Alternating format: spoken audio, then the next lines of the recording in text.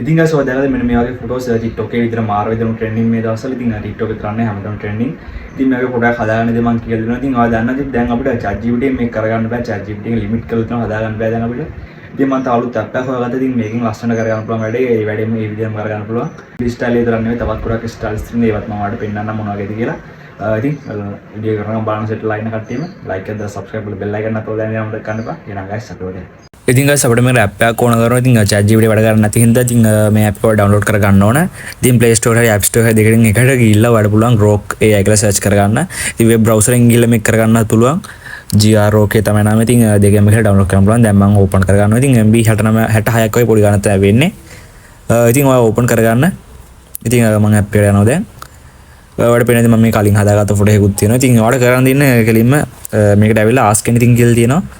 එතෙන්ට ගිහලා පල්ලෙහා තියෙනවා මේ attach icon එක. එකට ගිහිල්ලා ඔයාගේ ෆොටෝ එකක් කැමති ෆොටෝ එකක් select කරගන්න පුළුවන්. ඉතින් මම දැන් ෆොටෝ එක select කරගන්නවා.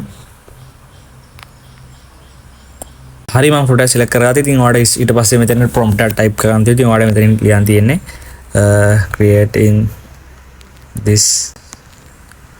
ඉතින් මෙන්න මෙහෙම type කරලා ඔයාලට මේ arrow එක දෙන්න තියෙන්නේ. ඔයාලට බලා ගන්න පුළුවන් මේ වගේ result එකක් එතකොට. ඉතින් මේකේ limit එකක් නෑ මං හිතන්නේ. ඉතින් මම ගොඩක් මේකෙන් කලින් හදාගත්තා. limit එකක් නම් තිබුණේ නෑ. ChatGPT එක නම් අපිට එකයි කරගන්න පුළුවන්. දැන් ChatGPT එක වැඩ කරන්නේත් නෑ කොහොමත්. ඉතින් මේක ගොඩක් හොඳයි. ඉතින් ඔයා try කරලා බලන්න අනිවාර්යයෙන්ම. ඉතින් බලමු මොන වගේ result එකක්ද මේකෙන් එන්නේ කියලා. ඉතින් අනිවාර්යයෙන්ම follow කරලා subscribe කරලා bell icon එක ඔයාලා අමතක කරන්න බෑ කට්ටියම. වීඩියෝ like එකකුත් දාන්න. ඉතින් ඔයාලට බලා ගන්න පුළුවන් අපේ result එක generate වෙන ගමන් තමයි තියෙන්නේ. පොඩ්ඩක් බලමු අපි.